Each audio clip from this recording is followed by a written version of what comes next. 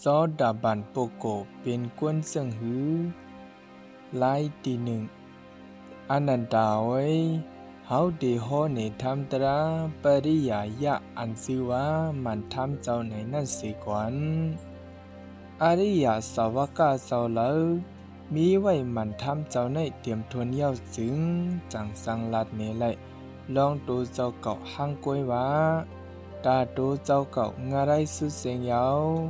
จัดปันสัตตริสันสุดเสียงยาวจัดปันปิตาสุดเสียงยาวอเบะตุกติวินิปัสสุดเสียงยาวเป็นซอตาปันยาวอัมดกแดมละยาวเป็นภูมันกึมต่อนิปานยาวดักเดหุบไลทำตราปาเนือกวยยาวหนังไหนอนันดาเวยทำตราบริยายะอันซิวามันทำเจ้าในนั่นเป็นเสื่องหือลาใน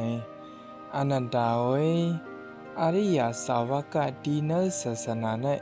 เป็นภูมิเสสถายุ่มย้ำเตรียมทวนอันอย่างลงมันกึมอัมสันอัมควันดีเนพระเป็นเจ้า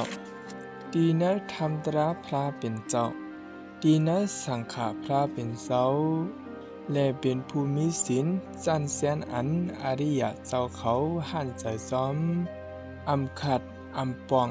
อัมหลังอัมไลเป็นศีลอันก้างยันตันหาเป็นศีลอันเจ้าผู้หูเขายองยอเป็นศีลอันอำไลคำตั้งติทิลุกกรรมอำนับสอนพิษผลและเป็นศีลเยี่ยงสุสมาธินันยาวอนันดาเวยทำตระอริยายะนยาวอันไลสิวะมันทำเจ้าอันว่าบ่อริยสาวกาเจ้าเลยมีไว้เตรียมทวนเย้าจึงตักลัดเนไลลองตูเจ้าเก่าหังก้อยว่าเจ้าเก่างาไรสุดเสียงยาวจัดปันสัตตริสันสุดเสียงยาวจัดปันปิตาสุดเสียงยาวอเบะตุกติวินิปัสสุดเสียงยาวเป็นโซตาปันยาวอัมดกแดมละยาวเป็นภูมันกึมต่อนิปานยาวตักเตหุบไลทำตราปาเนือกวยยาวหนังในอยู่